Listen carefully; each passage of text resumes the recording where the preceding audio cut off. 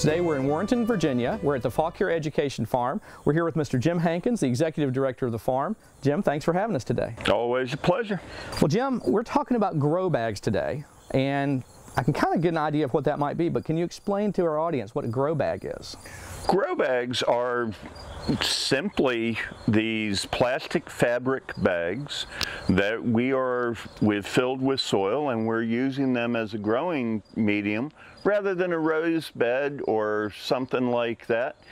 It allows for a tremendous amount of flexibility. You know, we're in a brand new greenhouse. I wasn't really sure how I was going to set it up. If I had raised beds in here, I would be committed. The grow bags allow me to have flexibility. It actually took a lot less soil to fill up these 200 grow bags than it would have to put in raised beds. Okay. And it's just, you know, the cost of the lumber alone for raised beds would have been as much as the greenhouse. And these grow bags are really affordable, particularly when you're buying them in bulk. Sure. And it works really well. It makes sense, and it's, yeah, like you said, you can just move them around as you need to. Yep. Now, you mentioned the soil. What do you fill these bags with?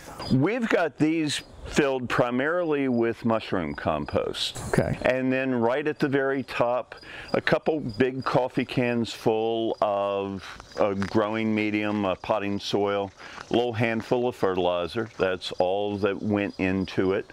And, you know, I'll test this soil regularly, you know, each year to keep it amended. And, you know, another great thing with the grow bags, you know, you can switch things up. You're not committed forever and ever with the garden soil. Well, Jim, this is more of a professional setup. Can a home gardener or homeowner use something like this? Absolutely. You know, when I first started thinking about this, one of my first moves was to take some of these grow bags home. I ordered some online. I bought these and took some of these exact same ones home.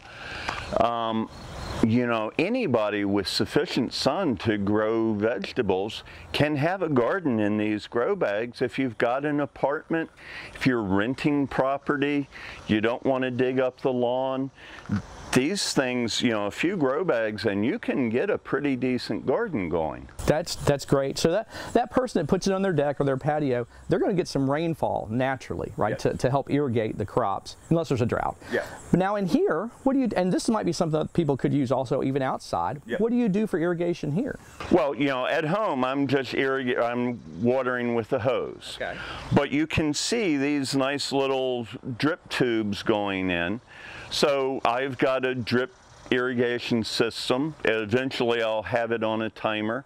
Right now all I have to do is turn it on, and each individual pot is getting a steady stream of water. I'll run that for, you know, 45 minutes or an hour.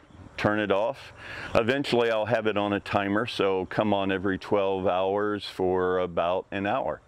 Well, this is such a really neat idea, and I notice you've got different crops here, so you can grow a lot of different things in it. Absolutely. You can grow anything you can grow in a garden, you can grow in a grow bag. Well, good. Thank you so much again for letting us come out here and learn about grow bags today. You're always welcome. Well, for more information about growing in grow bags or containers, contact your local county extension office and talk to a master gardener. From The Ground Up, I'm Chris Mullins. We'll see you next time.